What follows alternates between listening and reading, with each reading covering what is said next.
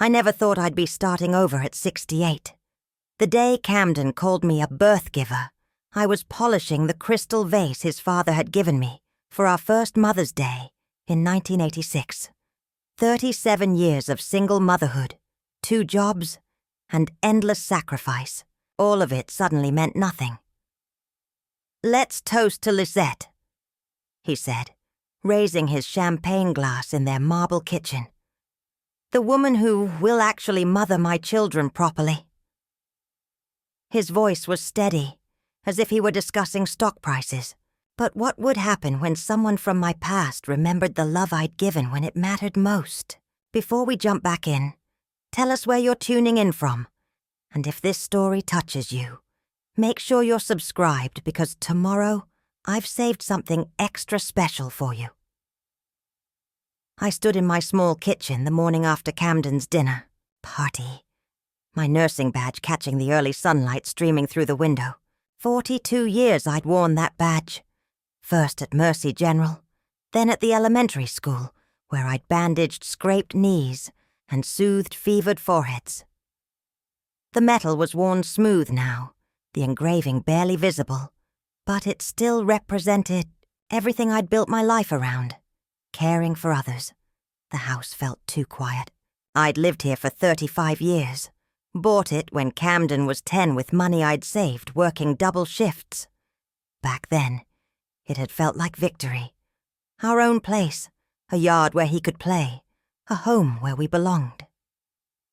Now the silence pressed against my chest like a weight.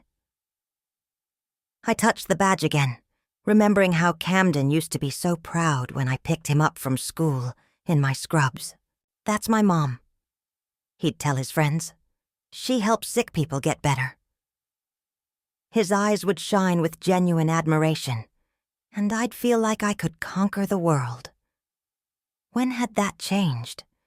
When had I become an embarrassment to him? The phone rang, startling me from my thoughts.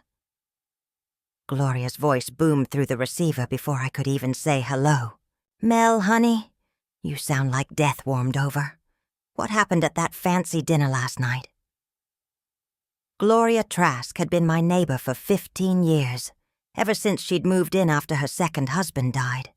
She was 73, had steel gray, hair she kept in a practical bob, and possessed an uncanny ability to sense trouble from 3 houses away. She also made the best apple pie in Oregon, and had no filter whatsoever. Oh, Gloria. I sank into the kitchen chair, suddenly feeling every one of my 68 years. It was difficult. Difficult how? Did that daughter-in-law of yours serve? You fish when she knows you're allergic. Did Camden forget to introduce you properly again? I closed my eyes, hearing Camden's words echo in my memory. The way Lisette had looked uncomfortable but hadn't said anything.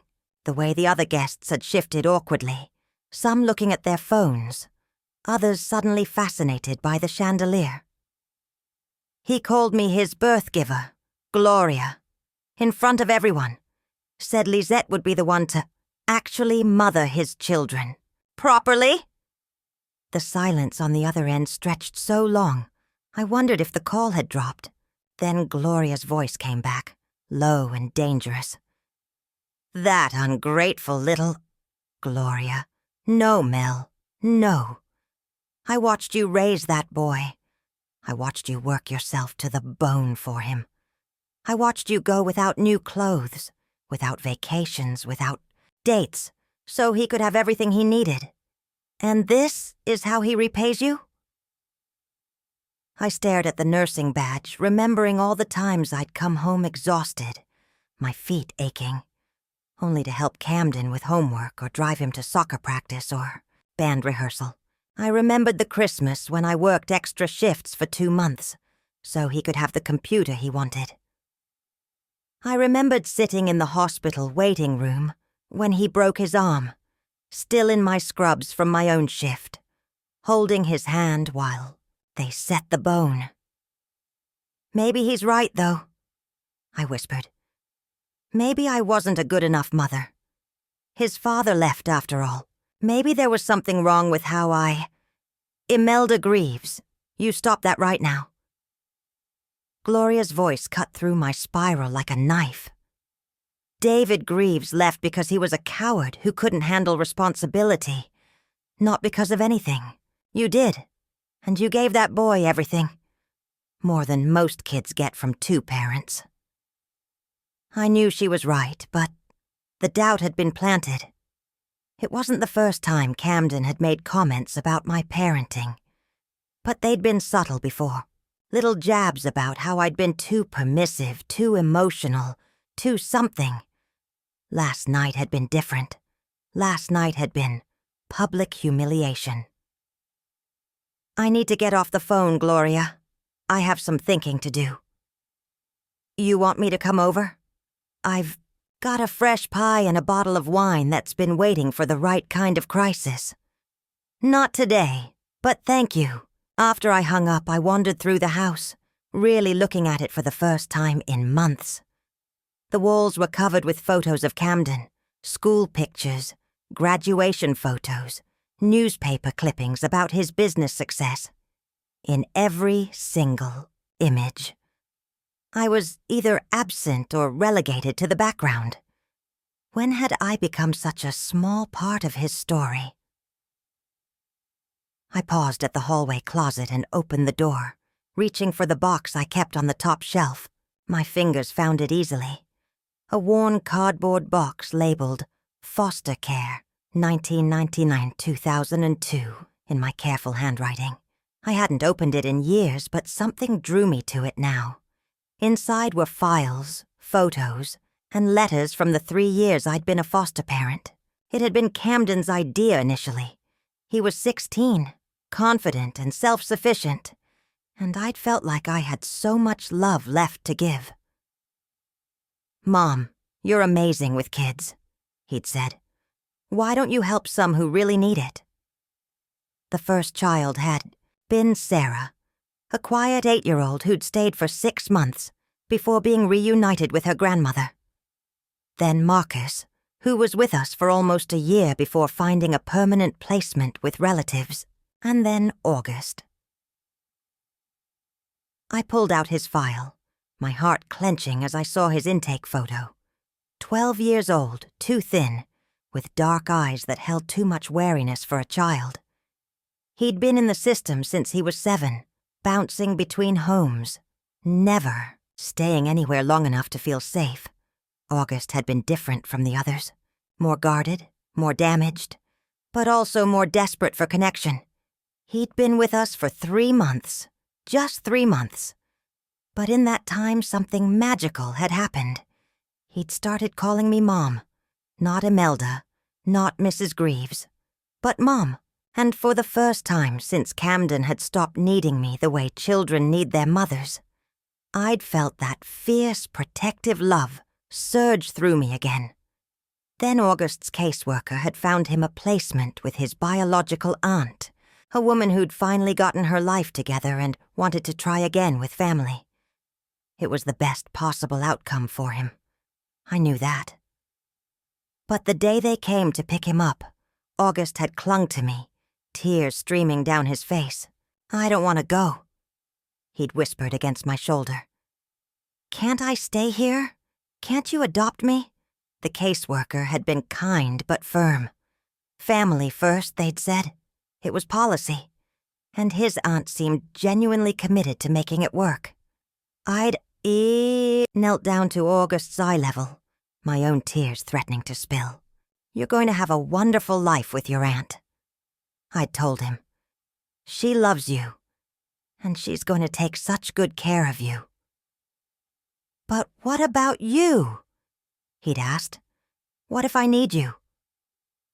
I'd given him my phone number, written on a piece of paper, with a small wooden bird he'd carved in shop class. "If you ever need me, you call. Promise?" He'd nodded, clutching both the paper and the bird. Promise. That was 19 years ago. I'd gotten one phone call from him when he was 15, just to tell me he was okay. After that, nothing. I'd often wondered what happened to him. But the foster care system doesn't exactly encourage ongoing relationships with former placements. Now, sitting in my quiet house with his file in my hands, I wondered if he ever thought about those 3 months. If he remembered the Sunday morning pancakes and the bedtime stories. If he remembered calling me Mom. Camden had been away at college during most of August's stay, only meeting him once during a brief visit home. He'd been polite but distant, treating August like a temporary inconvenience rather than a brother. "It's weird having some random kid in my room," he'd complained when August had borrowed one of his old baseball gloves. "He's not random," I'd said. "He's family while he's here." Camden had rolled his eyes. "He's not really family, Mom. You know that, right?" I'd let it go then, chalking it up to teenage territorialism. But now I wondered if that attitude had been the beginning of Camden's narrow definition of what family meant. Blood and obligation, and nothing more. The phone rang again, interrupting my thoughts. This time it was Camden himself. "Mom, about last night. Camden." I kept my voice steady, though my hands were shaking. "What you said hurt me deeply." Look, I was drunk, and everyone was talking about parenthood and pregnancy hormones and all that. I just meant that Lisette and I want to do things differently than how I was raised. More structure, more stability. 2 parents instead of 1. More stability. As if I hadn't provided that. As if working 2 jobs to keep us afloat hadn't been stable enough. As if showing up to every school event and staying up all night when he was sick hadn't counted as structure. "I sacrificed everything for you," I said quietly. "Everything. I know you did your best with what you had," he said. And somehow that was worse than the birth giver comment. But that doesn't mean it was the best possible outcome. I'm just saying Lisette and I want to be more intentional about our parenting choices. Intentional. As if every choice I'd made hadn't been intentional. As if every sacrifice hadn't been carefully considered and gladly made because I loved him more than my own life. "I should go," I said. "Mom, don't be dramatic. You're still going. To be a grandmother. Nothing changes that. But everything had changed. The way he saw me. The way he defined our relationship. The way he valued what I'd given him. I was a birth giver now. Not a mother. A biological function.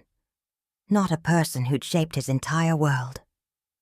After I hung up, I sat in the growing darkness of my kitchen, still holding August's file. Outside, I could hear the neighborhood coming to life. Kids walking home from school. Dogs barking. The distant sound of lawnmowers. Normal sounds of normal families living normal lives. I thought about Camden's new house with its marble countertops and designer furniture. I thought about Lisette's polite but distant smile. The way she'd thanked me for the baby blanket I'd knitted, but set it aside like it was nothing special. I thought about the grandchild who would grow up thinking of me as just the woman who gave birth to their father. And then I thought about August, somewhere out there in the world, hopefully happy and whole. August, who had called me Mom without hesitation. August, who had cried when he had to leave. August, who had promised to call if he ever needed me. I opened his file again and studied the sparse information. His full name was August David Morell. He'd been placed with his aunt in Portland. He'd been born in 1987, which would make him 34 now. Probably married, maybe with children of his own. But as I sat there in the quiet house that felt too big and too empty, I found myself wondering something I'd never allowed myself to wonder before. What if I tried to find him? What if I reached out just to see how he was doing? What if there was still room in the world for the kind of love I had to give? The nursing badge caught the last of the evening light. and I thought about all the people I'd cared for over the years. Students who'd come back to visit me decades later, still remembering how I'd made them feel safe when they were scared. Patients who'd sent me Christmas cards long after they'd recovered. Even Camden, before he'd decided I wasn't good enough, had love to give. Real love. The kind that shows up and stays and doesn't keep score. Maybe it was time to stop wasting it on people who didn't value it and start investing it where it could grow. The crystal glass sat on my kitchen counter like an accusation. I'd brought it home from Camden's dinner party without really thinking about it, and now I couldn't stop staring at it. The glass that had held his champagne when he'd made his toast, when he'd reduced 37 years of my life to a biological function. 3 days had passed since that night, and I still felt raw, like a wound that wouldn't stop bleeding. I'd barely slept, barely eaten. Every time I closed my eyes, I could see the faces of his dinner guests, the uncomfortable glances, the sudden interest in their phones, the way conversation had stuttered and died after his words hung in the air, like smoke. "Let's toast to Lisette," he'd said, his arm around his wife's shoulders as she glowed in her designer maternity dress. "The woman who will actually mother my children properly." I had been standing near the kitchen island, holding my own glass of champagne, watching my son's face as he spoke. The pride in his voice when he talked about Lisette, the casual dismissal when his eyes briefly met mine, as if I were a stranger at his party, not the woman who had given him everything. "Unlike some people," he'd continued, and I felt the ground shift beneath my feet. "Lisette understands what it means to provide real stability, real guidance, not just emotional chaos and financial stress." The other guests had shifted uncomfortably. I recognized most of them. Tech entrepreneurs and their wives, people Camden had networked with, people who moved in circles I'd never be part of. They had money, education, the kind of polish that came from growing up with advantages. "Camden," Lisette had said softly, her hand on his arm. But she hadn't contradicted him. "I'm just saying." He'd raised his glass higher. "My child will have 2 committed parents who can provide everything they need, not just a birth giver who did her best, but couldn't really handle the responsibility. Birth giver." The words had hit me like a physical blow. I'd felt my face flush hot, then cold. My hands had started shaking so badly, I'd had to set down my glass before I dropped it. "Thanks for the jeans, Mom," he'd said with a laugh that wasn't entirely kind. "But we'll take it from here." Several people had actually gasped. A woman named Jennifer, who I'd met once before, had looked at me with something like horror in her eyes. But no one had said anything. No one had defended me. They'd all just stood there, while my son publicly eviscerated me in his marble kitchen. I'd managed to get through the rest of the evening somehow, made polite conversation about Lisette's pregnancy, admired their new furniture, thanked them for dinner. But inside I was coming apart at the seams. Inside I was that young mother again, standing in the hospital corridor when David walked away, realizing I was completely alone with a 6-month-old baby and no idea how I was going to manage. Now, 3 days later, I picked up the champagne glass and turned it in my hands. Such a small thing to hold so much pain. But that's how trauma works, isn't it? It attaches itself to objects, to scents, to sounds, turning ordinary things into triggers. The doorbell rang, startling me out of my thoughts. Through the peephole, I saw Gloria holding a covered dish and wearing her determined expression, the one that meant she wasn't taking no for an answer. "I brought casserole," she announced when I opened the door. "And I'm not leaving until you tell me what really happened at that dinner party." She pushed past me into the kitchen, setting the dish on the counter and immediately noticing the champagne glass. Well, that's ominous. Are we drinking alone at 10 in the morning now? It's from Camden's party. I picked up the glass again, surprised by how heavy it felt. I brought it home without thinking. Gloria studied my face with the sharp attention of someone who'd spent 40 years dealing with teenagers as a high school principal. Honey, you look like you haven't slept in a week. What did that boy say to you? So I told her, all of it. The toast, the birth giver comment, the way he'd laughed while describing me as inadequate, the way no one had spoken up, the way Lisette had looked embarrassed but not surprised, as if this was just Camden being Camden. Gloria listened without interrupting, her face growing darker with each detail. When I finished, she was quiet for a long moment, her hands clenched, into fists on her lap. That little snake, she finally said. That ungrateful, pretentious little snake. Gloria. No, Mel. No excuses this time. I've been watching you make excuses for that boy for years, and I've held my tongue because he's your son, and you love him. But this crosses every line.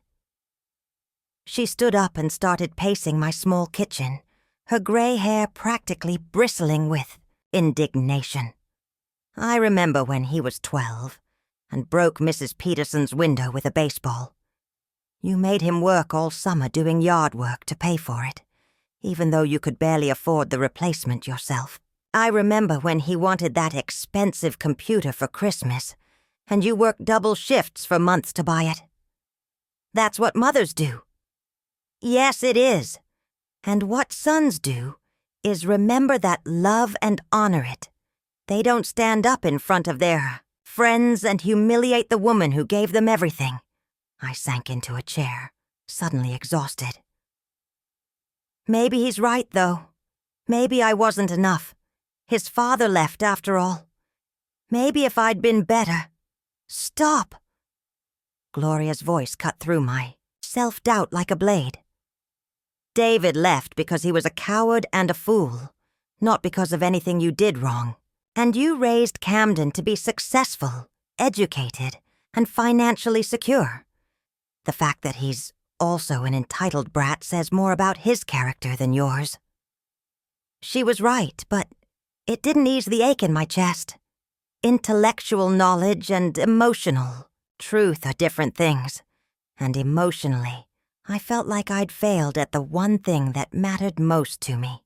I keep thinking about when he was little, I said. How he used to crawl into bed with me during thunderstorms. How proud he was when I came to his school events in my nursing scrubs. When did I become something to be ashamed of? When he started caring more about what other people thought than about the people who loved him. Gloria said bluntly, some folks get successful and forget where they came from. It's not uncommon, honey.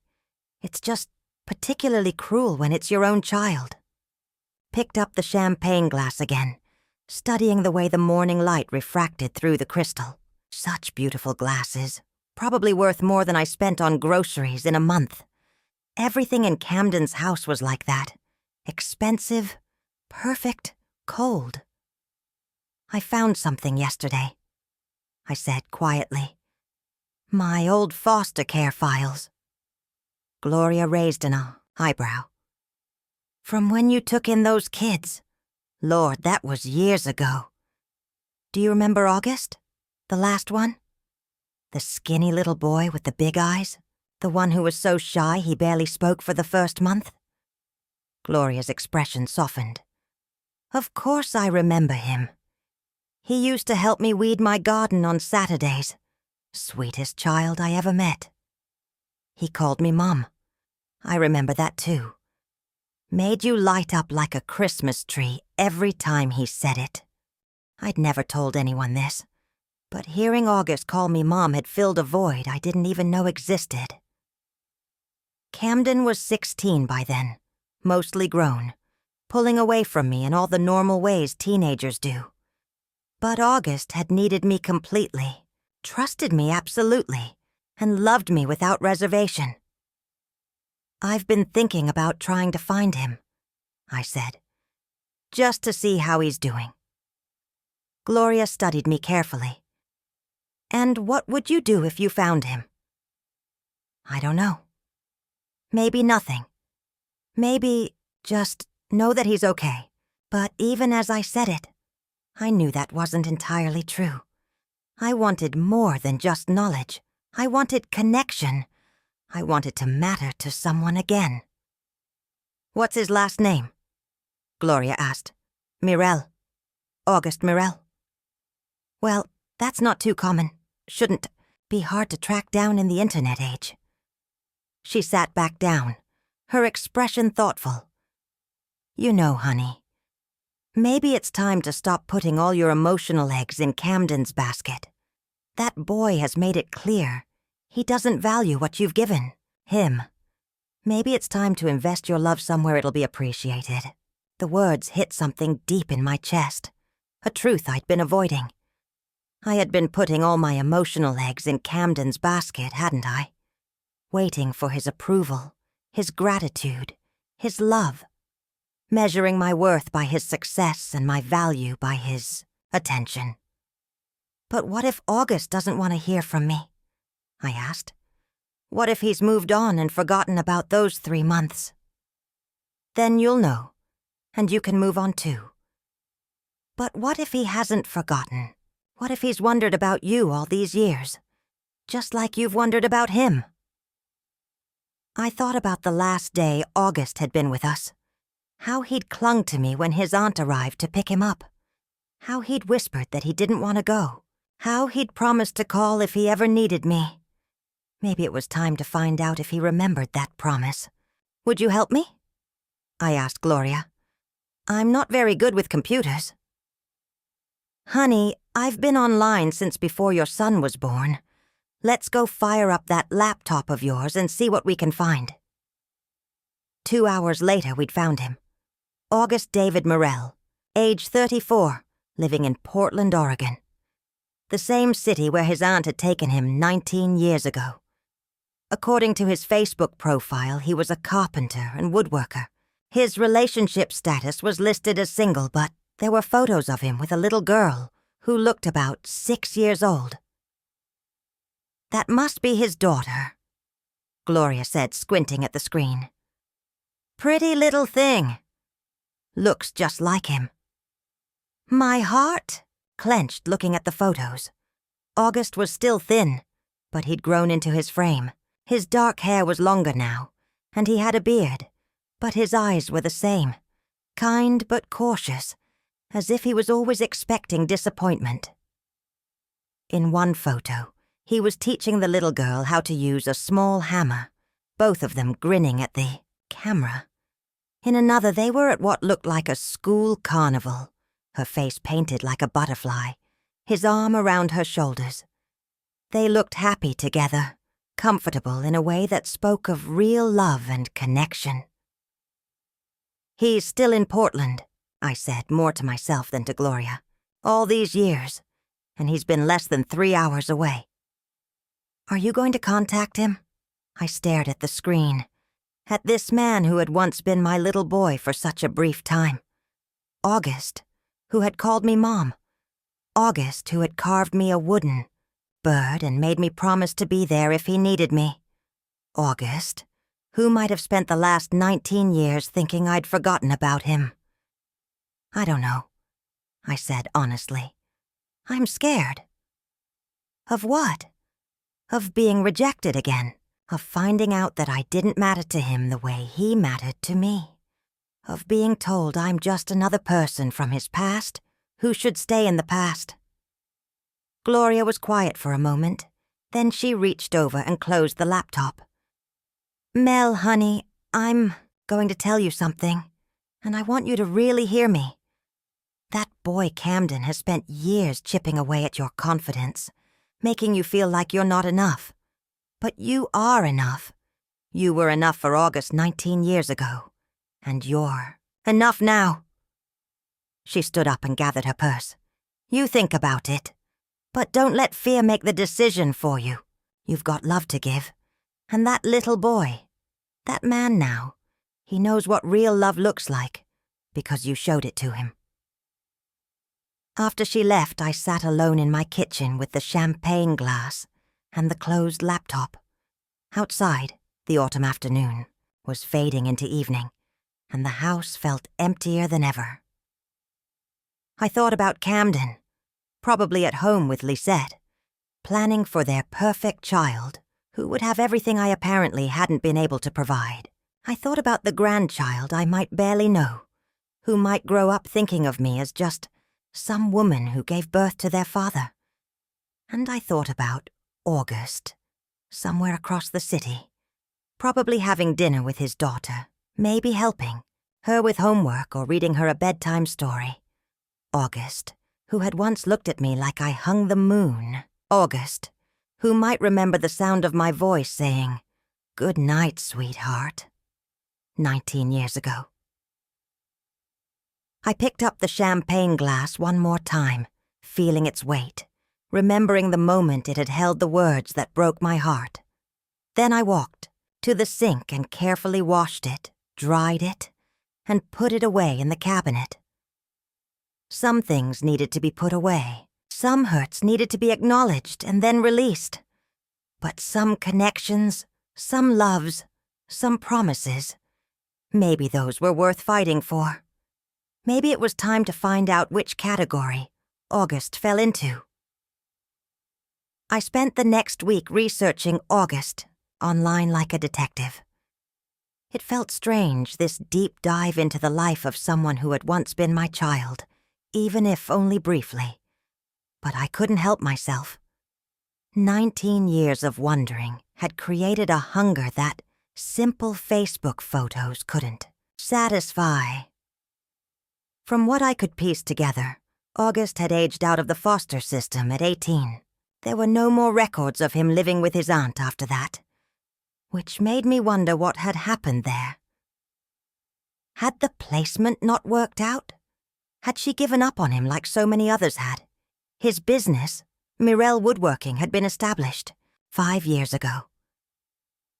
The website showed beautiful handcrafted furniture, dining tables with intricate inlays, bookshelves that looked like works of art, rocking chairs smooth as silk. Each piece was signed with a small carved bird, just like the one he'd made for me all those years ago. The little girl in his photos was named Rosa, according to the captions. Rosa Mirel. She appeared in pictures starting about 4 years ago, always with August, never with anyone who might be her mother.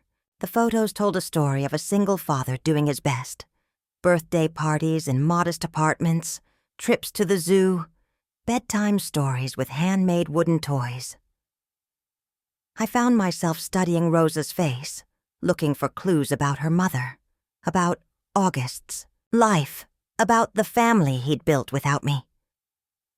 She had his dark eyes but softer features, a heart-shaped face and curly hair that someone, August, presumably, kept in neat braids decorated with colorful hair ties. On Thursday afternoon, I finally worked up the courage to do more than just look. I created a basic Facebook account, my first foray into social media at 68, and sent a simple friend request with a message that took me 3 hours to write. "Hi, August. I don't know if you remember me, but I'm Imelda Greaves. You lived with me for a few months when you were 12. I've often wondered how you were doing, and would love to hear from you if you're comfortable with that. I hope you're well. Mel." I must have rewritten that message 50 times. Too formal, too casual, too desperate, too distant.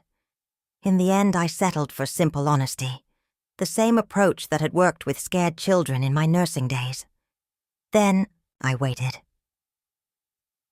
Friday passed with no response. Saturday came and went. By Sunday, I was convinced I'd made a terrible mistake. Maybe August didn't want reminders of his foster care years. Maybe he'd built a life that didn't include the painful parts of his past. Maybe I was just another person who'd let him down, and he preferred to keep me in the rearview mirror. Gloria came over Sunday evening with leftover pot roast and found me stress cleaning my already spotless kitchen. "Still no word from him?" she asked, though my manic dishwashing probably answered the question. "It's been 4 days. He's probably seen it and decided not to respond. Or he's been busy, or he needed time to process, or he's just as nervous about responding as you were about reaching out." Gloria settled into her usual chair at my kitchen table. "You know, hon, you're catastrophizing again." She was right, but I couldn't help it. The silence felt loaded with rejection, with all the ways I'd failed to be important enough to remember. "What if he doesn't remember me the way I remember him?" I asked, setting down the dish towel and finally sitting across from her. "Then you'll deal with that. But what if he does remember? What if he's been wondering about you too?" I thought about that possibility, trying to imagine August as an adult, maybe telling Rosa about the foster mother who'd made him feel safe for 3 months. Maybe he'd kept the piece of paper with my phone number all these years. Maybe he'd thought about calling, but hadn't been sure if I'd want to hear from him. "Camden called yesterday," I said, changing the subject because thinking about August was making my chest tight with anxiety. "Oh, did he apologize for being a jackass?" "He wanted to know if I was coming to Lisette's baby shower next month." Gloria raised an eyebrow. "That's bold, even for him." The conversation had been brief and awkward. Camden's tone had been carefully neutral, as if nothing had happened at the dinner party. As if he hadn't publicly humiliated me in front of his friends. As if calling me a birth giver was just another opinion, like preferring coffee over tea. "He said Lisette really wants me there," I told Gloria. "Said it would mean a lot to her." "And what did you tell him?" "That I'd think about it. But I'd already decided. I wasn't going to subject myself to another public gathering where I was tolerated rather than welcomed, where I was expected to smile and bring gifts and pretend that everything was fine while being treated like a peripheral character in my own son's life. The truth was, Camden's invitation felt more like an obligation than an offering, a box to check off, invite mother to baby shower, demonstrate appropriate family inclusion, maintain appearances. It wasn't love, it was performance. "You know," Gloria said carefully, "you don't owe him your presence at every family event, especially after what he said. He's my son, and you're his mother. That relationship goes both ways, honey. He doesn't get to treat you like garbage and then expect you to show up with a smile and a gift." My phone buzzed on the counter and my heart jumped. For a wild moment, I thought it might be August. But it was just a text from the pharmacy about prescription renewals. "I keep checking my phone every 5 minutes," I admitted. "This is ridiculous. I'm a grown woman." "You're a grown woman who took a brave step by reaching out to someone who mattered to you. That's not ridiculous. That's admirable." We sat in comfortable silence for a few minutes, the kind of quiet that comes from years of friendship.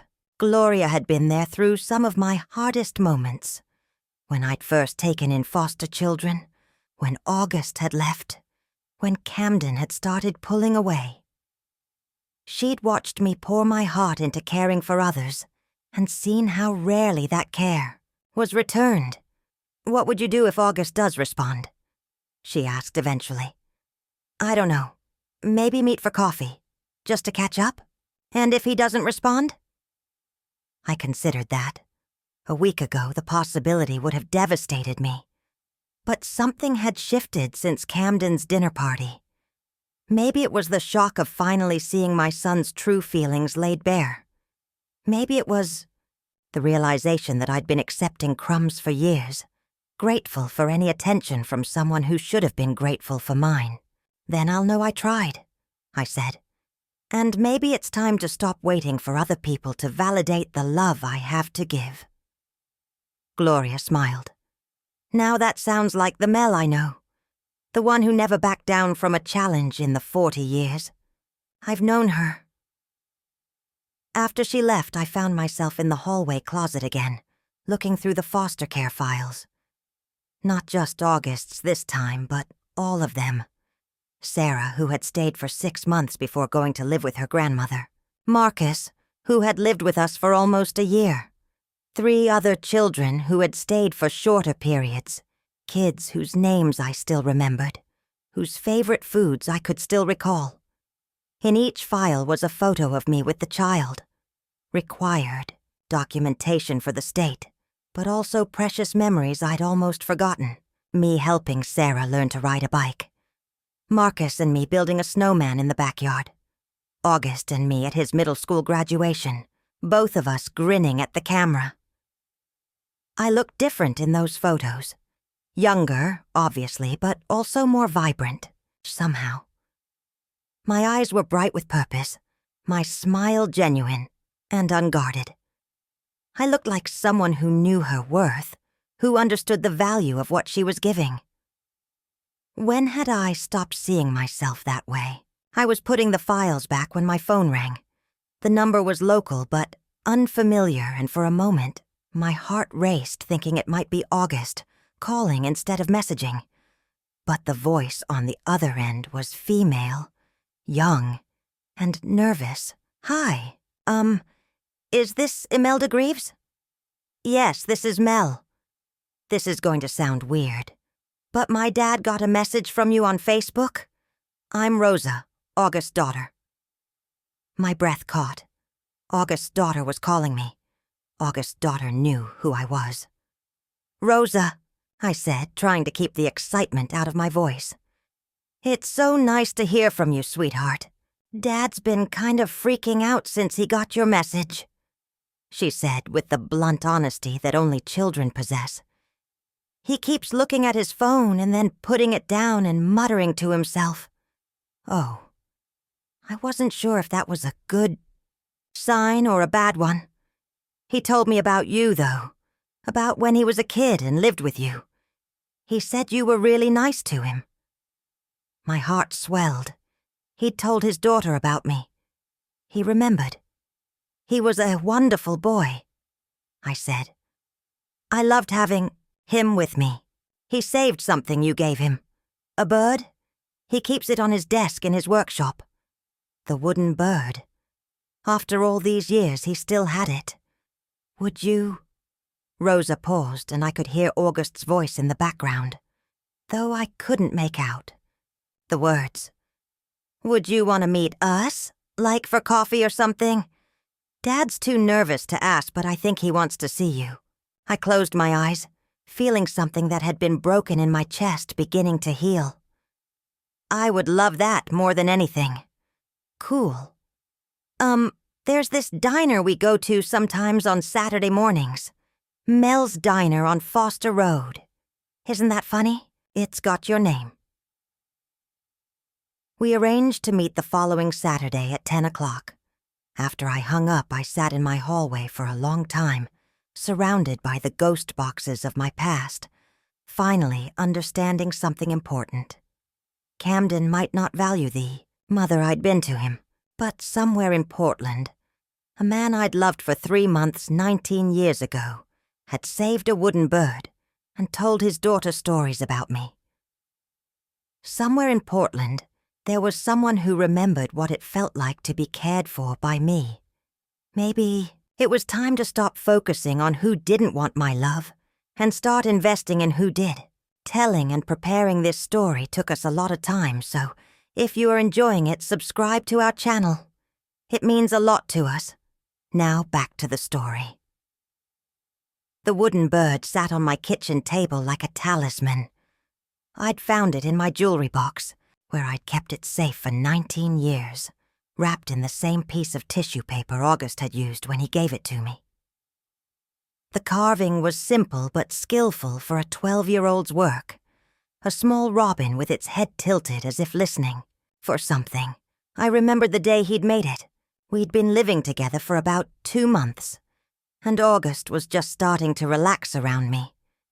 He'd been so guarded initially, flinching when I moved too quickly, watching my face for signs that I might change my mind about wanting him there. But slowly, carefully, he'd begun to trust. He'd made the bird in his shop class at school and brought it home on a Friday afternoon, his face flushed with excitement and nervousness. "I made this for you," he'd said, holding out the small wooden figure. "The teacher said it's pretty good for a beginner." I'd taken it carefully, turning it over in my hands, admiring the smooth finish and the careful attention to detail. "August, this is beautiful. Did you really make this yourself?" He'd nodded, his dark eyes shining with pride. "It's a robin, like the one that builds nests in your cherry tree." I watched it for a long time to get the head right. I'd been so moved by the gift, by the thoughtfulness of a child who'd been given so little, making something beautiful for someone else. "I'm going to treasure this forever," I'd told him. And I had.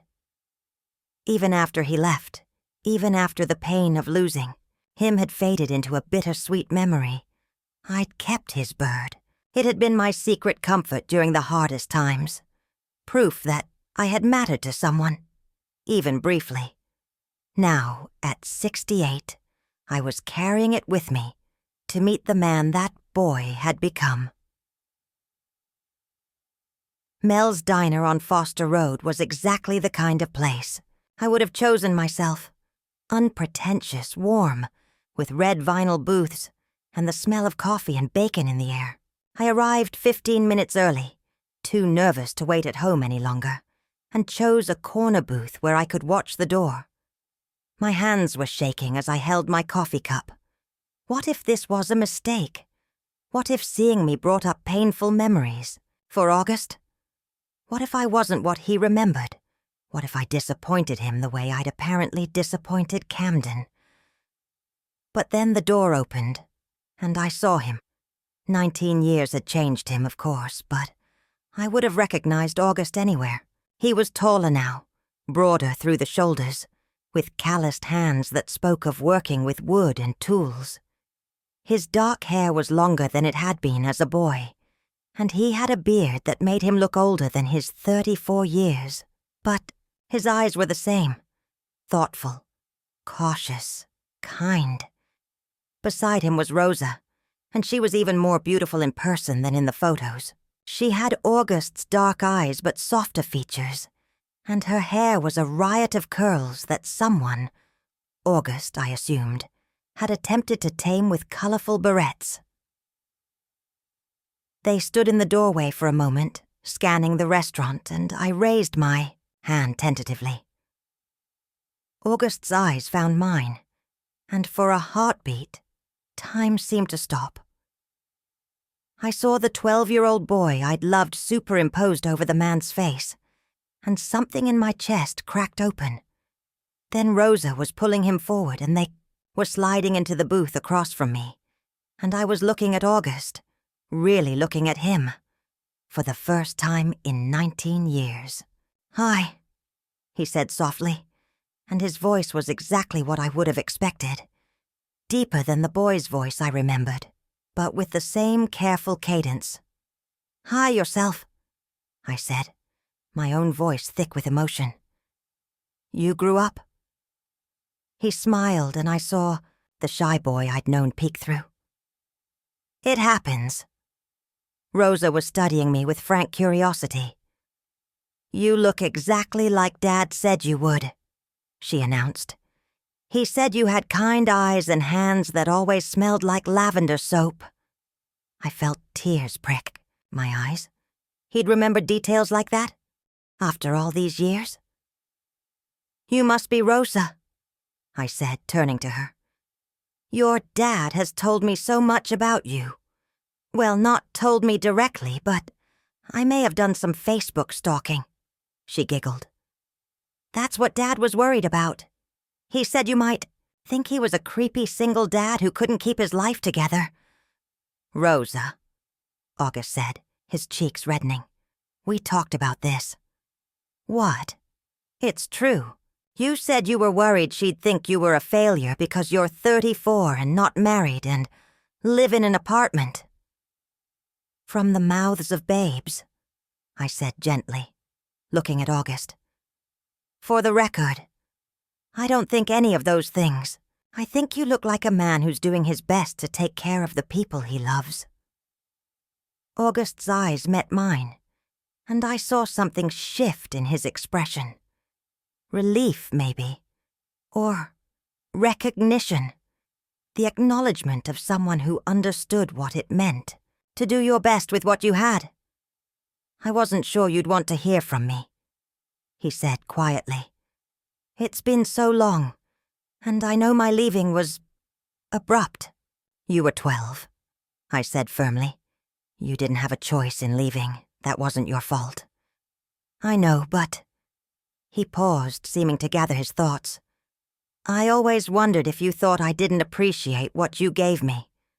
Those 3 months, with you, they mattered to me, more than you probably knew. I pulled the wooden bird from my purse and set it gently on the table between us. August's eyes widened, and Rosa gasped. You kept it, he said, his voice barely above a whisper. I told you I'd treasure it forever. I meant it. He reached across the table and touched the bird with one finger, the same way he'd done when he'd given it to me 19 years ago. I can't believe you still have it. Can't believe you still remember making it. Are you kidding? He looked up at me, and his eyes were bright with unshed tears. That was the first time anyone had ever kept something I made. The first time anyone had ever said they'd treasure something from me. Rosa was looking between us with fascination. Dad makes birds all the time now, she said. He puts them on all his furniture.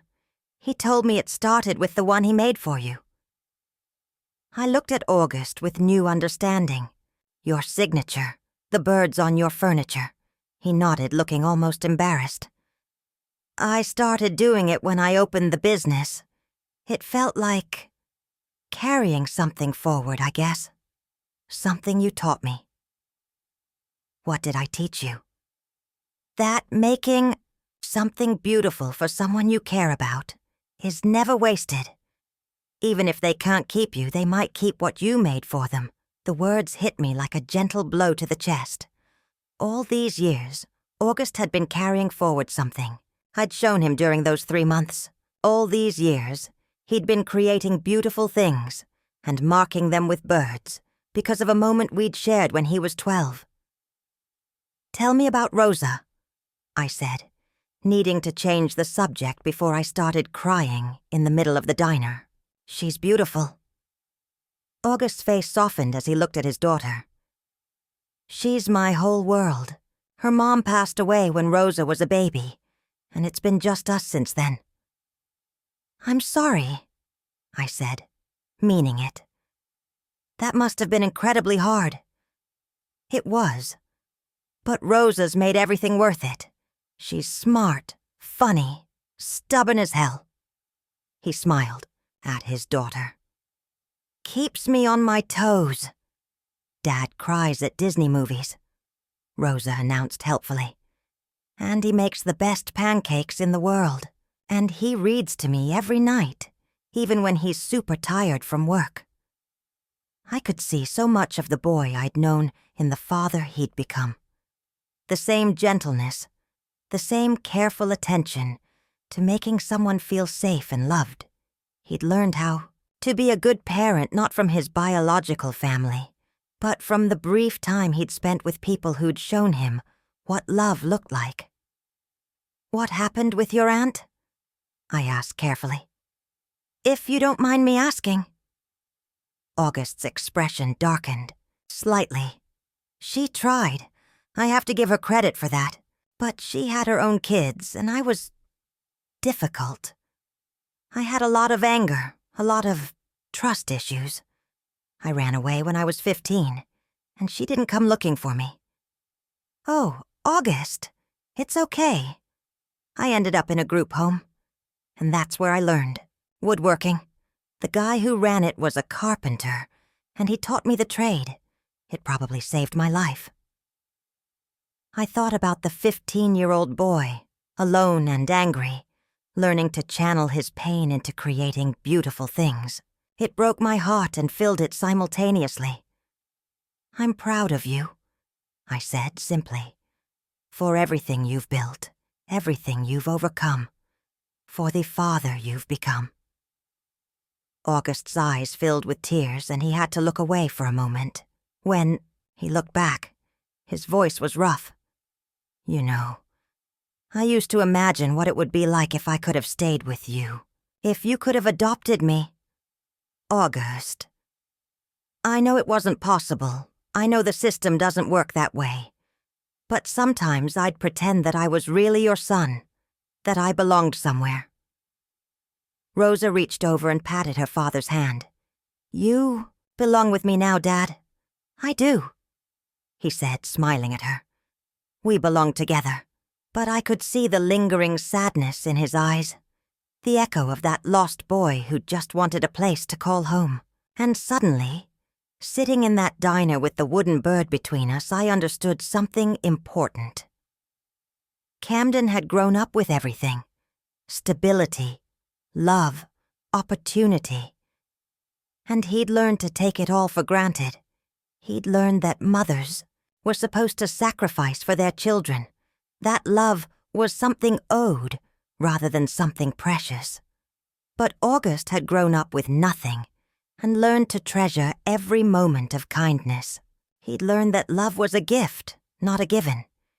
He'd learned that people who chose to care for you were miracles, not obligations. "I have something to tell you," I said, my heart pounding. "Something that might sound crazy."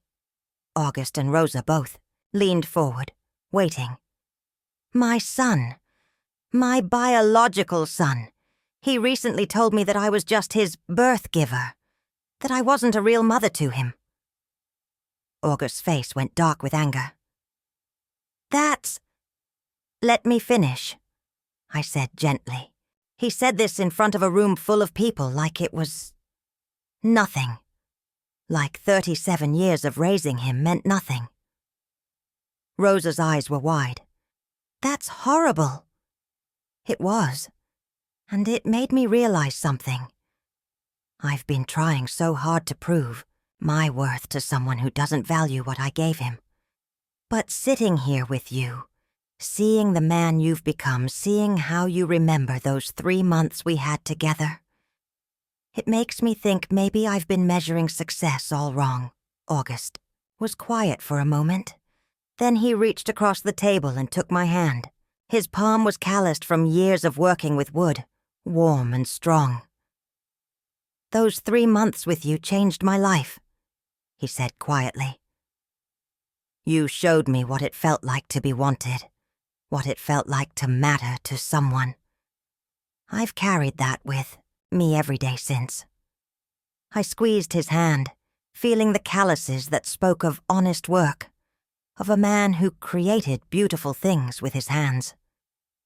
"Maybe we could stay in touch this time? Maybe I could be part of your lives, if you'd want that." Rosa bounced in her seat. "Could we have you over for dinner? Dad makes really good spaghetti, and I could show you my room." August smiled, and it was like sunrise breaking over water. "I'd like that. I'd like that very much." As we talked for the next 2 hours, about his business, Rosa's school, my nursing career, the years we'd missed, I felt something I hadn't felt in months. I felt wanted. Not tolerated, not obligated to, but genuinely wanted. When we finally left the diner, August hugged me goodbye, and for a moment I was holding that scared 12-year-old boy again, the one who'd cried when he had to leave, the one who'd called me Mom without hesitation. "Thank you," he whispered against my shoulder, "for reaching out, for keeping the bird, for remembering me."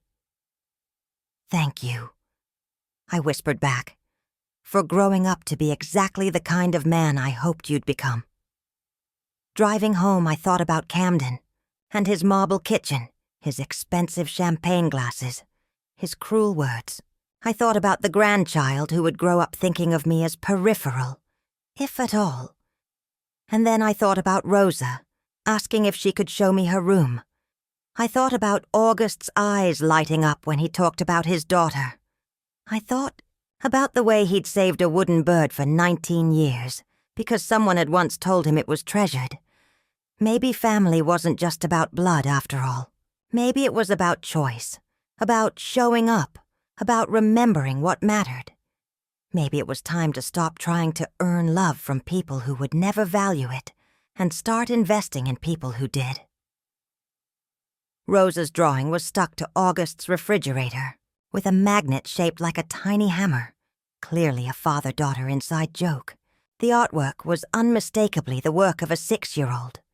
3 stick figures standing in front of a house, all holding hands, with a bright yellow sun smiling down at them. Above the figures, in careful first-grade handwriting, were the labels: Dad, me, and Grandma Mel, Grandma Mel. I stood in August's small but tidy kitchen, staring at that drawing, feeling something fundamental shift inside my chest. I hadn't been a grandmother to Camden's unborn child. I was still just a birth giver in that narrative. But here, in this modest apartment that smelled like sawdust and coffee, a little girl had drawn me into her family portrait and given me a title that felt like coming home. She drew that yesterday, August said softly, appearing beside me with 2 cups of coffee. After we met at the diner, she was very specific about the labels. Grandma Mel, I whispered, touching the paper gently. She asked if it was okay to call you that. I told her she'd have to ask you herself. Rosa chose that moment to burst into the kitchen, her curls bouncing and her face bright with excitement. She was wearing pajamas covered in tiny tools, hammers, screwdrivers, wrenches, and carrying a worn stuffed rabbit. "Do you like my picture?" she asked without preamble, bouncing on her toes. "I love it," I said, kneeling down to her eye level. "But I have to ask, is it really okay if I'm Grandma Mel?" "Duh," she said with the blunt honesty that only children possess. "You don't have any grandkids, and I don't have any grandmas. Dad told me about his mom, your mom, but she died before I was born, and my other grandma lives far away and doesn't visit much." August cleared his throat. "Rosa's mother's parents live in Vermont. They send birthday cards and Christmas presents, but they've only met her twice." I could hear the careful neutrality in his voice, the way he was trying not to criticize while still acknowledging Rosa's reality. This little girl was essentially grandparentless, just like I was essentially grandchildless. "So," Rosa continued, oblivious to the adult undercurrents, "I thought maybe we could be each other's family. If you want to. If I want to. As if there was any question." "I would be honored to be your Grandma Mel," I said, my voice thick with emotion. Rosa threw her arms around my neck, and I breathed in the scent of her, Johnson's baby shampoo, and the lingering sweetness of maple syrup from breakfast. When was the last time someone had hugged me with such unreserved enthusiasm? "Can I show you my room now?" she asked, pulling back to look at me with August's dark eyes. "Of course." Rosa's room was small but carefully arranged with a twin bed, covered in a quilt that I recognized as handmade. The walls were painted pale yellow and covered with more of her artwork, photos of her and August, and a few certificates from school. But what caught my attention immediately was the bookshelf, clearly one of August's creations, with clean lines and a small carved bird perched on top. "Dad made that for me," Rosa said proudly, following my gaze. "He makes all my furniture, The bed, the desk, the toy chest. He says when I am older, he'll teach me how to make things too. I examined the bookshelf more closely, running my fingers along the smooth wood. The craftsmanship was extraordinary. Precise joints, a flawless finish, attention to every detail. This wasn't just furniture. It was art created with love. He's very talented, I said. He's the best dad in the world, Rosa said matter-of-factly. He reads to me every night, and he makes funny voices for all the characters. And when I have bad dreams, he lets me sleep in his bed. I thought about Camden at 6 years old, how he'd done the same thing. Crawled into my bed during thunderstorms, curled against my side, until the scary sound stopped. The memory felt like a knife turning in my chest. When had he stopped needing me? When had I stopped being his safe harbor? Do you want to see my treasure box? Rosa asked, pulling a small wooden chest from under her bed. Inside were the kinds of things that are precious to children. Smooth rocks, pretty feathers, a bracelet made of painted macaroni, photos of her and August, and tucked in one corner, what looked like a formal document.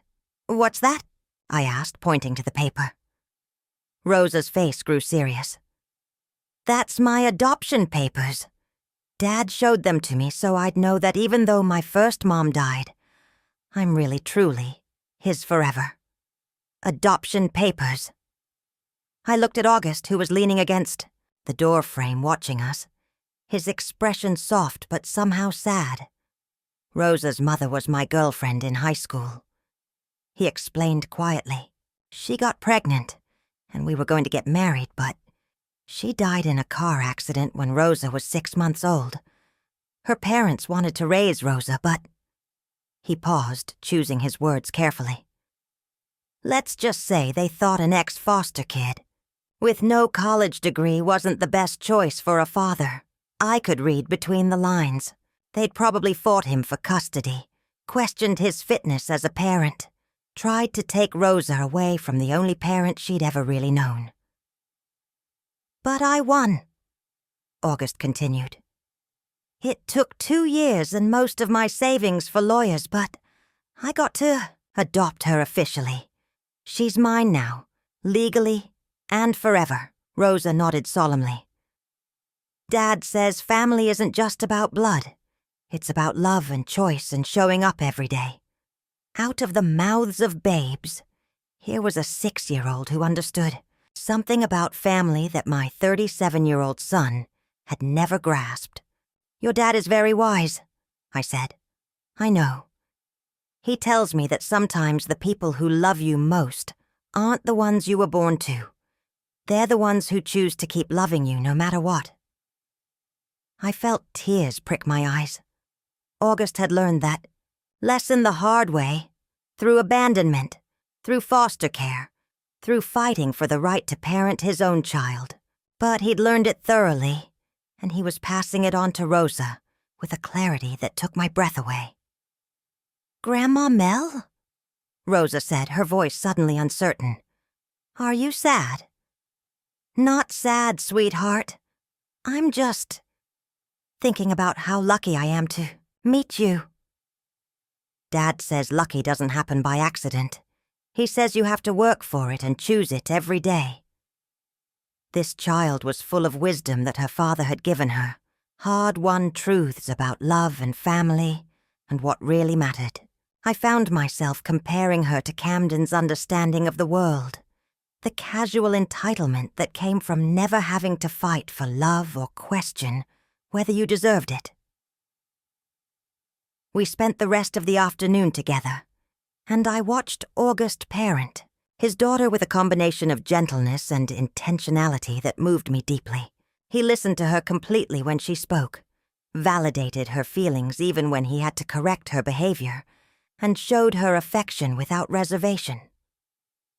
He was the kind of father I'd tried to teach Camden to be, but more than that, he was the kind of man who understood that love was a privilege, not a right. When Rosa was having her quiet time, August and I sat on his small balcony with fresh coffee, watching the Portland skyline in the distance. "She's remarkable," I said. "You've done an incredible job with her." "I had good teachers," he said quietly. "For 3 months anyway." "August." "I mean it, Mel. You showed me what it looked like when someone cared about a child without expecting anything in return. When someone showed up not because they had to, but because they wanted to." I thought about Camden's dinner party, about being called a birth giver in front of a room full of strangers. Not everyone sees it that way. "Then they're idiots," August said with surprising fierceness. "What you gave me, what you're giving us now, it's everything." We sat in comfortable silence for a while, and I found myself studying this man who had once been my child for such a brief time. There was something peaceful about him, despite the hardships he'd clearly faced. A centeredness that came from knowing who he was and what mattered to him. "Can I ask you something?" I said eventually. "Anything." "Why didn't you ever call? You had my number for years." August was quiet for a long moment, staring at his hands.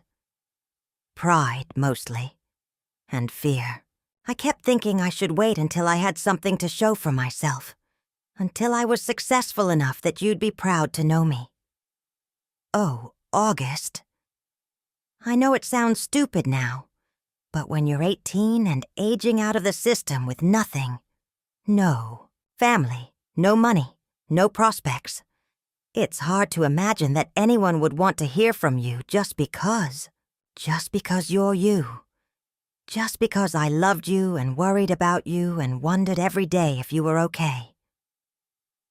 He looked at me then, and I saw the boy he'd been in his eyes, the one who'd been so sure he wasn't worth keeping, so convinced that love was conditional and temporary. "I kept meaning to call when Rosa was born," he said. "Kept thinking you'd want to know that the scared kid you'd taken care of had become a father. But then her mom died, and everything was chaos for a while. I would have wanted to know. I would have wanted to help. I know that now, but grief makes you stupid sometimes, makes you think you have to handle everything alone." I understood that. I'd spent years after David left, thinking I had to prove I could handle single parenthood without help, without admitting how hard it was or how much I was struggling. "What about now?" I asked. "What do you need now?" August smiled, and it was like watching the sun come out. "Nothing. Everything. I don't know. It's been just Rosa and me for so long. I forgot what it felt like to have family who actually wanted to be part of our lives. Well, you have it now, if you want it." "God, yes. Rosa's been talking about you nonstop since yesterday. She wants to know if you'll come to her school play next month, and if you'll teach her how to make cookies, and if you'll help her pick out a Halloween costume." I felt something bloom in my chest, warm and bright and healing. I would love to do all of those things. When it was time to leave, Rosa insisted on giving me a tour of August's workshop in the basement of their building. The space was small but efficiently organized, with tools hung neatly on pegboards and works in progress arranged on sturdy tables. The air smelled of wood shavings and linseed oil, and every surface bore evidence of August's artistry. "This is where Dad makes all the beautiful things," Rosa said, running her small hands along a table in progress. "He says wood likes to be useful, and his job is to help it become what it wants to be." I examined the pieces more closely. A rocking chair with arms curved like embracing hands, a hope chest with intricate inlay work, a dining table that seemed to glow from within.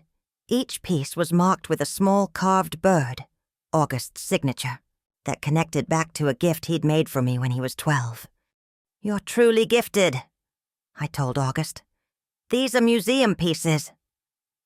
"They're just furniture," he said, but I could see the pride in his eyes. "No, they're not. They're love made visible. They're going to be treasured by families for generations." August picked up a small carving from his workbench. Another bird, this one in the early stages of completion. "I was making this for you, actually, for keeping the first one all these years. August, you don't need to. I want to. It's not finished yet, but when it is, it'll be yours. A matching pair." As we prepared to leave, Rosa suddenly threw her arms around my waist again. "When will we see you again, Grandma Mel?" "How about next weekend? Maybe I could take you to the Children's Museum." "Yes." Rosa bounced on her toes. "Dad, can we? Please?" If Mel doesn't mind spending her Saturday with a very energetic 6-year-old, that sounds perfect. Driving home, I thought about Rosa's drawing still sitting on August's refrigerator. 3 stick figures holding hands. Dad, me, and Grandma Mel. Such a simple picture, but it represented everything I'd been missing without even knowing it. Camden's baby would be born into privilege and opportunity, surrounded by expensive things and educational advantages. But would that child ever draw a picture of their family that included me? Would they ever fling their arms around my neck with such uncomplicated joy? Would they ever treasure something I made for them the way August had treasured a wooden bird? I thought about the baby shower invitation sitting on my kitchen counter, the obligation disguised as an invitation. I thought about showing up to smile and bring gifts while being treated like a peripheral figure in my own son's life.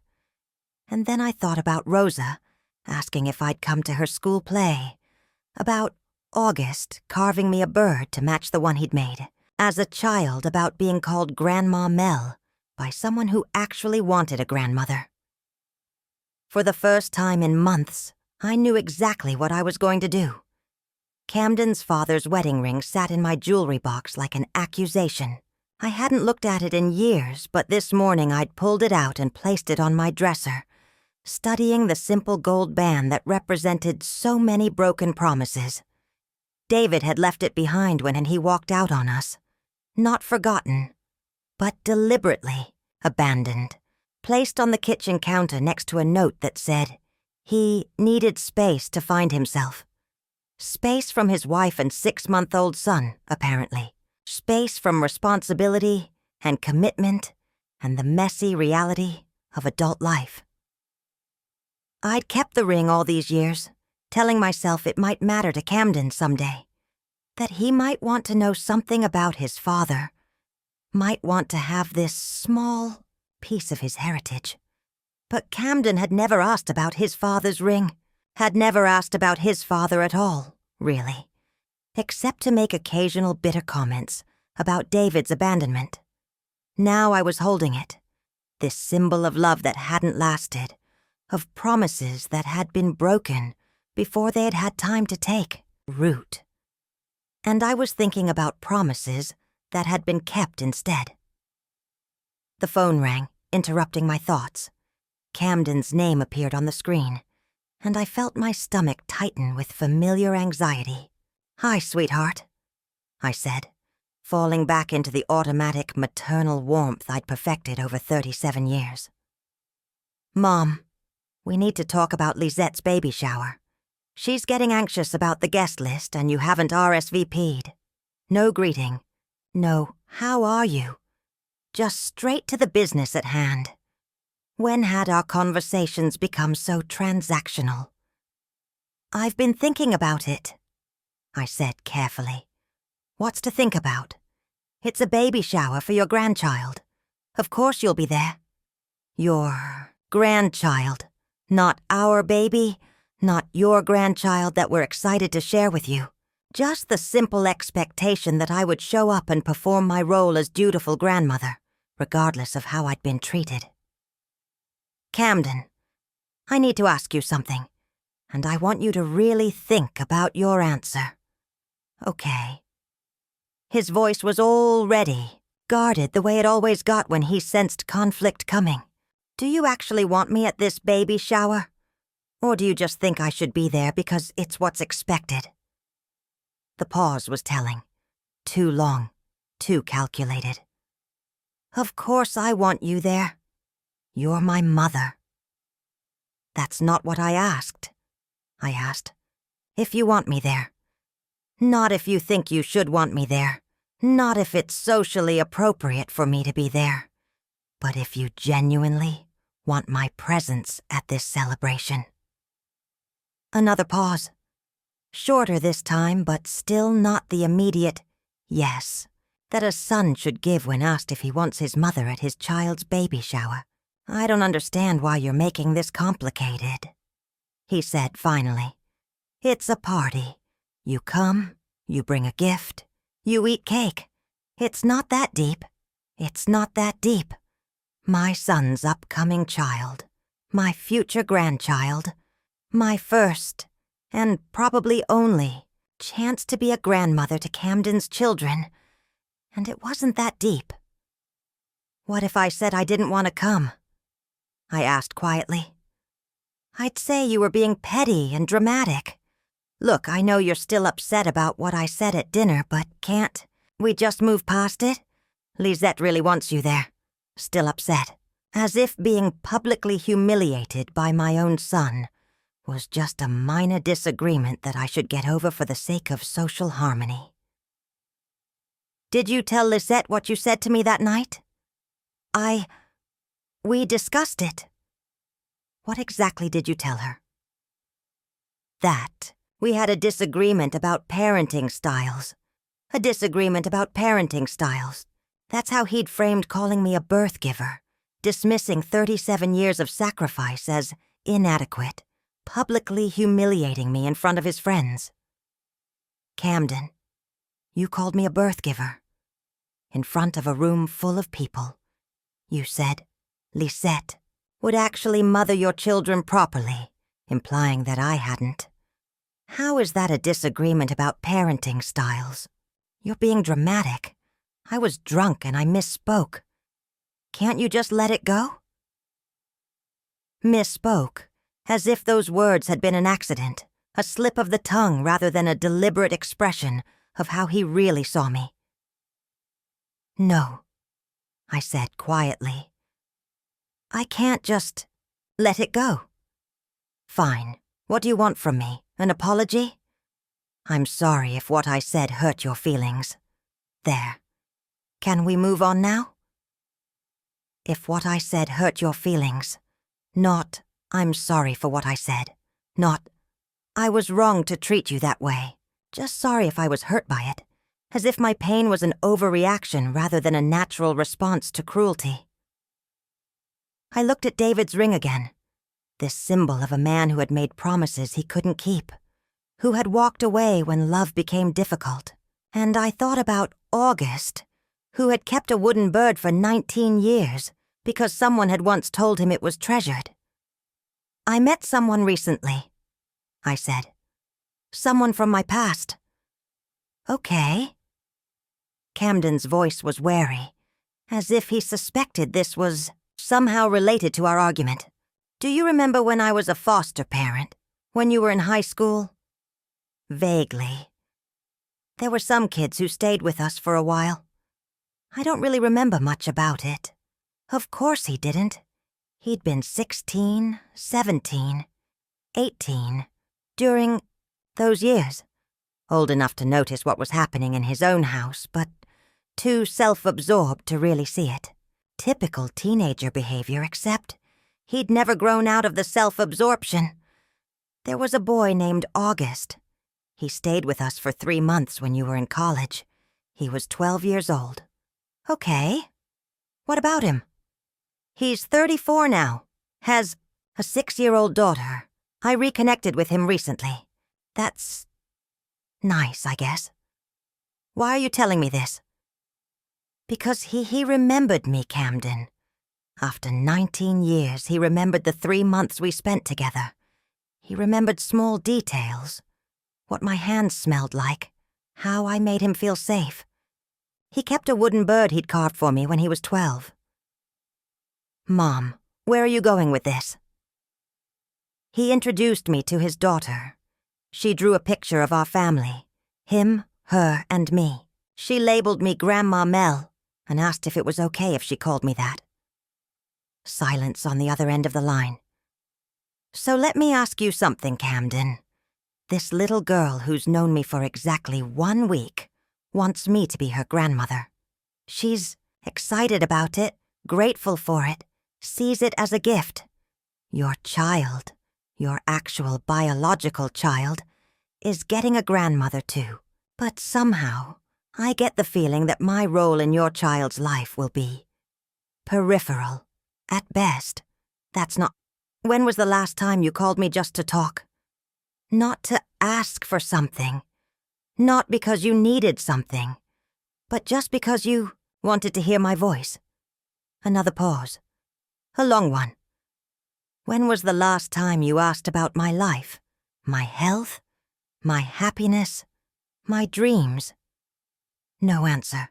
When was the last time you treated me like someone whose presence in your life was a blessing, rather than an obligation? Mom? His voice was smaller now, less certain. I spent 37 years believing that being your mother was the most important thing I'd ever do. I built my entire identity around it. I sacrificed everything for it. And you know what I've learned recently?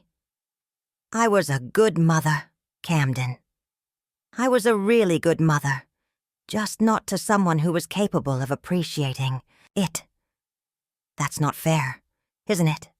Tell me one thing that you're grateful for about how I raised you. One sacrifice I made that you actually value. One way that my mothering shaped you into the man you are today. The silence stretched so long, I wondered if the call had dropped. You worked really hard, he said finally. You provided for me. That's what you'd say about a nanny or a housekeeper, not a mother who loved you more than her own life. I could hear him breathing on the other end, could almost feel his discomfort through the phone. Good. He should be uncomfortable. Truth was uncomfortable sometimes.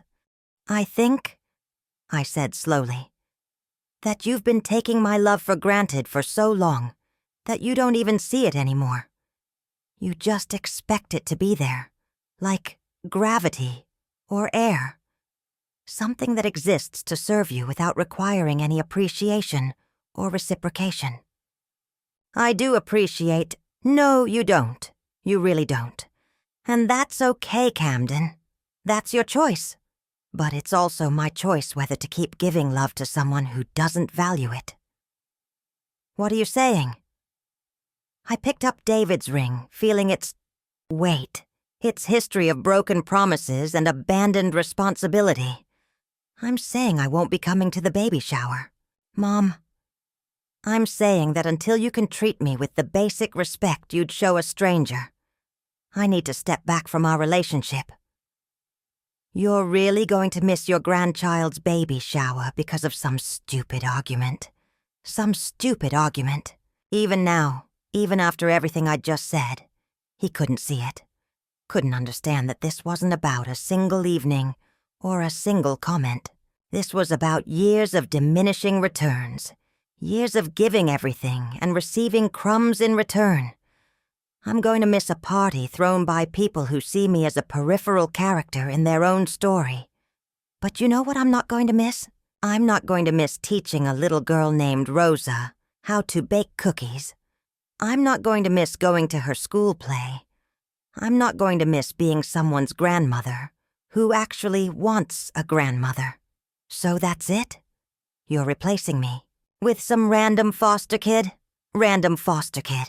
After everything I'd just told him about August, about the connection we'd maintained, about the love that had endured. Camden still saw him as random, Still couldn't understand that family was about more than biology. I'm not replacing you with anyone, Camden. You'll always be my son. But I'm done trying to earn love from someone who's determined not to give it. Fine, he said, and his voice was cold now, distant. If that's how you want to play it. But don't come crawling back when you realize you're throwing away your only chance to be a real grandmother. Real grandmother. As if love and care and presence weren't real unless they were biologically mandated. Goodbye, Camden. I hung up before he could respond, before he could say something else that would cut me to the bone. My hands were shaking as I set the phone down, but underneath the fear and hurt, I felt something else. Relief. For the first time in months, I'd stood up for myself. I'd stopped accepting crumbs and pretending they were enough. I'd stopped letting my son treat me like an inconvenience in his perfectly curated life. I picked up David's ring one more time, this symbol of promises broken and love abandoned. Then I walked to my jewelry box and placed it in the very back, behind the wooden bird August had carved for me 19 years ago. Some things were worth keeping because they represented love that had lasted. Others were worth keeping as reminders of love that hadn't. But both had their place in the story of who I'd become. Tomorrow I would go to Rosa's school play. I would cheer louder than any other grandmother there. I would take pictures and beam with pride and remember what it felt like to love someone who loved me back without conditions or calculations. Tonight I would grieve the relationship with my son that had never been what I'd hoped it would be. I would mourn the grandmother, role I might never get to play in his child's life. I would cry for the years I'd spent trying to be enough, for someone who was determined to find me lacking. But I would not regret choosing my own worth over his comfort. I would not regret deciding that love should be mutual, that respect should be earned from both sides, that family should feel like coming home rather than walking on eggshells. I was 68 years old, and I was finally learning the difference between being needed and being valued, finally understanding that sometimes the most loving thing you can do is stop loving someone who doesn't know how to love you back. It was terrifying and liberating and absolutely necessary. And tomorrow, I would remember what it felt like to be someone's chosen grandmother, someone's treasured family member, someone's joy rather than their obligation. The adoption papers felt like hope made tangible. I held them carefully in my hands, these legal documents that could transform Rosa from August's daughter to my granddaughter, that could make official what already felt true in my heart. We were sitting in August's living room on a Thursday evening, 3 weeks after my conversation with Camden. Rosa was at the kitchen table doing homework, her tongue poking out in concentration as she worked on math problems, occasionally asking August for help with carrying numbers or borrowing from the tens place. "I've been thinking about this for a while," August said quietly, his voice barely above a whisper so Rosa wouldn't overhear, even before you came back into our lives. But now it feels urgent. Rosa adores you, Mel. She talks about you constantly. And if something happened to me... He stopped, swallowing hard. She doesn't have anyone else. Not really. My biological family is non-existent, and her mother's parents... He shrugged. They send Christmas cards and birthday money, but they've never really been present in her life. I understood what he was saying without him having to spell it out. If something happened to August, Rosa would be alone again, back in the system that had failed him so spectacularly, bouncing between foster homes, losing the stability and love she'd known with her father. But if you adopted her, he continued, she'd have legal family. She'd have someone who loves her unconditionally, Someone who's already proven they know how to take care of children who need them. August. I felt tears prick my eyes. Are you sure about this? It's a huge step. I'm more sure about this than I've been about anything in years. Rosa needs security, and you need someone to pour all that love into, someone who will actually appreciate it. The implied contrast to Camden hung in the air between us. In the 3 weeks since I'd declined the baby shower invitation, my biological son hadn't called once. No apology, no attempt at reconciliation, no acknowledgement that maybe he'd been wrong. Just silence, as if my absence from his life was barely worth noting. What does Rosa think about this? She doesn't know we're discussing it yet. I wanted to talk to you first. Make sure you were interested before I got her hopes up. Interested, as if there was any question. This beautiful, bright little girl who had drawn me into her family portrait, who had hugged me with such fierce joy, who had called me Grandma Mel from the very beginning. Of course, I was interested. I was more than interested. I was desperately, completely invested in the possibility. She would legally be my granddaughter, I said, testing the words out loud. She would legally be your granddaughter, August confirmed, with all the rights and responsibilities that entails. If something happened to me, you'd be her guardian. You'd be the one making decisions about her education, her health care, her future. I thought about the baby shower I'd missed last weekend, about the pregnancy updates I wasn't receiving, about the grandchild who would grow up barely knowing me, and I thought about Rosa, who already knew my favorite color, lavender, who had asked me to help her pick out a Halloween costume. We'd decided on a carpenter, complete with a tiny tool belt August was making for her, who had insisted I sit next to her at her school play last week. There's something else, August said, pulling another set of papers from the folder. I've also been thinking about you adopting me. I stared at him, speechless. I know it sounds crazy. I'm 34 years old, but legally I don't have parents. I aged out of the system with no family connections, no one to put down as next of kin on forms, no one to call in emergencies. August. You were my mother. For 3 months when I was 12. You were the only person who ever made me feel like I belonged somewhere. And now, with Rosa, we could be a real family. Legally. Officially. Adult adoption. I'd heard of it, but never really thought about it. People adopting their stepchildren after they'd grown up. Making official the relationships that had existed, in practice for years. Is that even possible? I asked. I looked into it. In Oregon, adult adoption is legal as long as all parties consent and there's no fraud involved. We'd have to go through a background check and appear before a judge, but there's no real impediment. I studied his face, this man who had once been my little boy, who was now offering to be my son again. Legally, this time, permanently. What would that mean, exactly? It would mean you'd be my legal mother, and Rosa's legal grandmother. It would mean we'd be next of kin for each other. It would mean that when people ask about my family, I could say, my mother and my daughter, instead of the woman who fostered me, and my child. The weight of it hit me all at once. Not just the legal implications, but the emotional ones. After months of being told I was just a birth giver, here was someone asking me to be his mother by choice. Here was someone who valued the relationship enough to make it official, permanent, protected by law.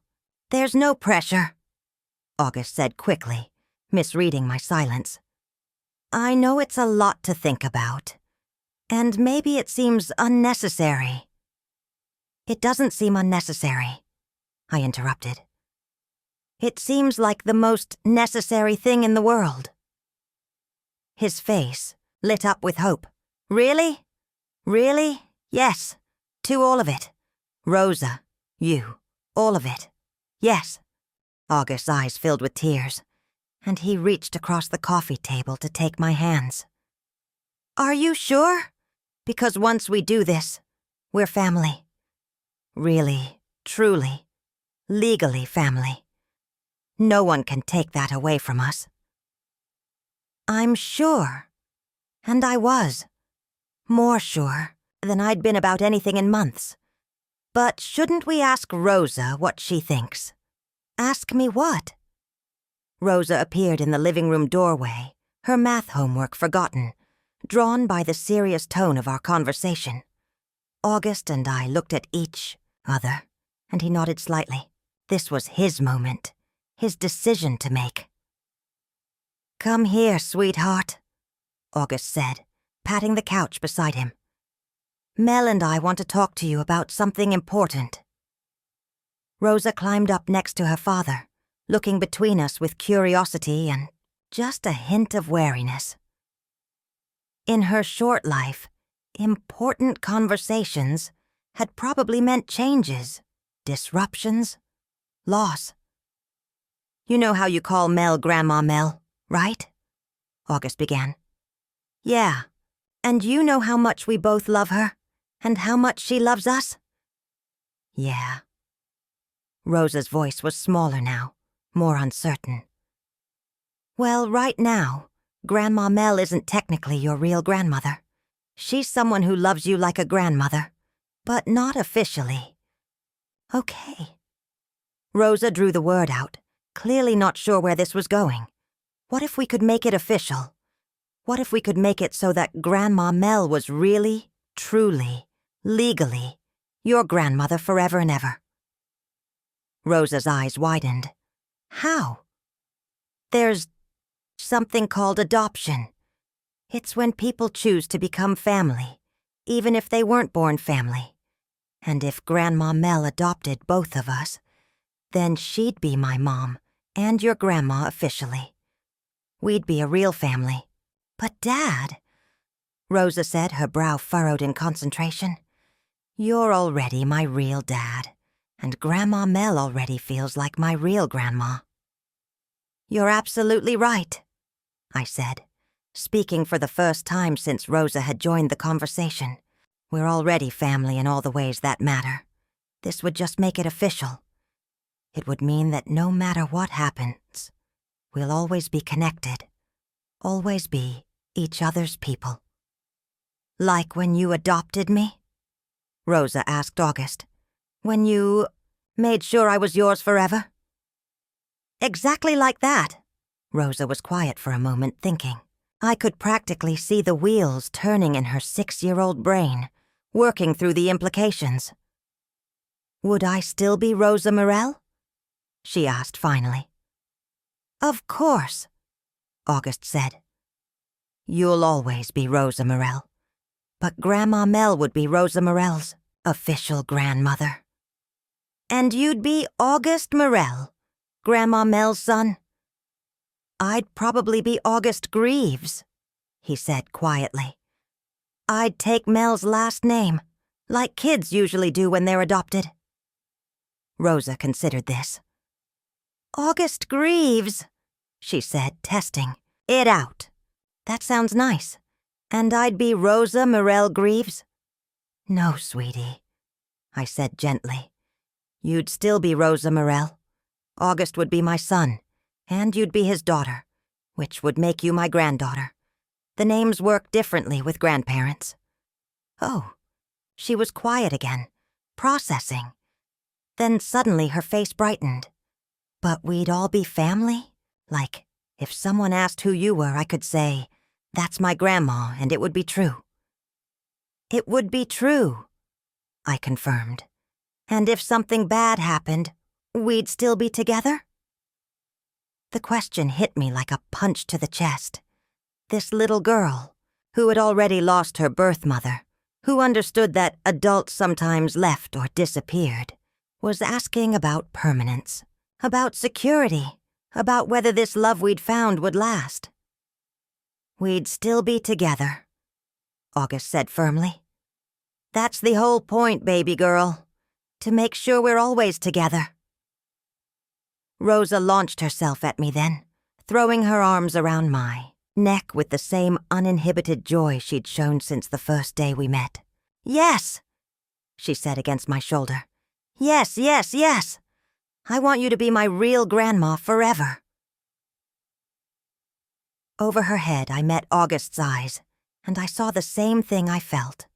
Overwhelming relief, gratitude, and love. We were really doing this. We were choosing each other, claiming each other, making official what our hearts had already decided. There's one more thing, August said when Rosa pulled back from our hug. If we do this, Grandma Mel might need help packing up her house and moving closer to us. It would be silly for a family to live so far apart.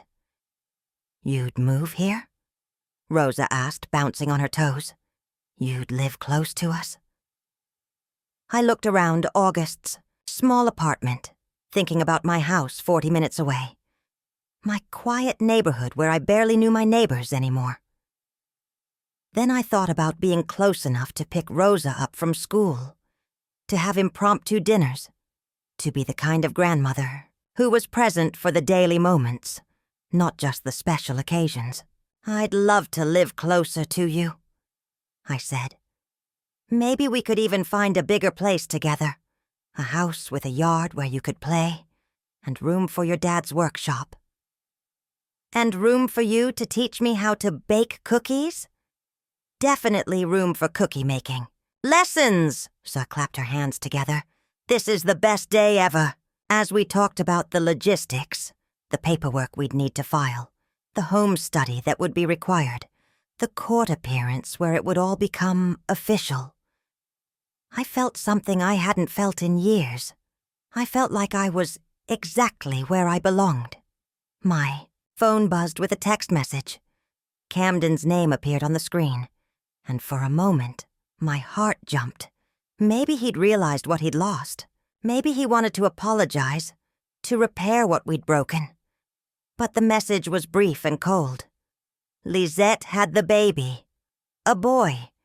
Since you chose not to be part of this family, I thought you should know we don't expect you to be part of his life either. I stared at the text for a moment, feeling the familiar ache of rejection. My grandchild had been born, and I'd learned about it through a dismissive text message. No name, no details, no invitation to meet him or be part of his life. But then Rosa leaned against my side, and August squeezed my hand, and I realized something important. Camden was wrong. I hadn't chosen not to be part of a family. I'd chosen to be part of a different family, a family that wanted me, valued me, chose me back. Everything okay? August asked, noticing my silence. Everything's perfect, I said, putting my phone away, without responding to Camden's message. Everything's exactly as it should be. And for the first time in months, I meant it completely.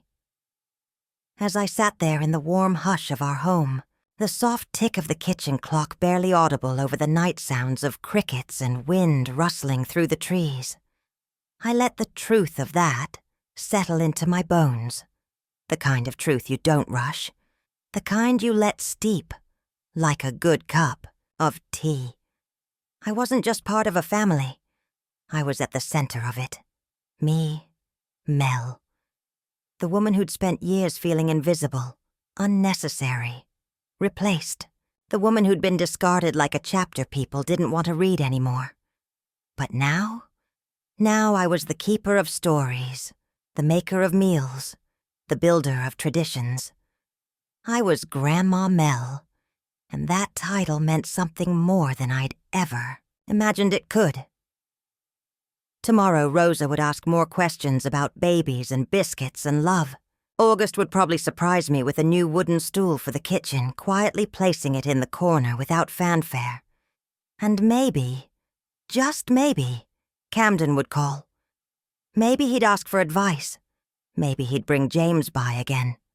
Maybe Lisette would come too. But even if they didn't, even if they never did again, I knew I'd be okay. Because I had already been given something miraculous, a second chance, a new beginning. And I'd filled it not with bitterness or regret, but with love and effort and openness. And it had worked. My heart had grown, not broken. I rose from the couch, my knees creaking in protest, and went to turn off the kitchen lights. The dining table was still set with placemats Rosa had insisted we start using, because families who use nice things stay nice longer. I smiled at that, at her logic, at the life we were building together, one Sunday dinner at a time. Before heading upstairs, I took one last look at the photo on the mantel, the one of me, August, and Rosa, standing on the courthouse steps.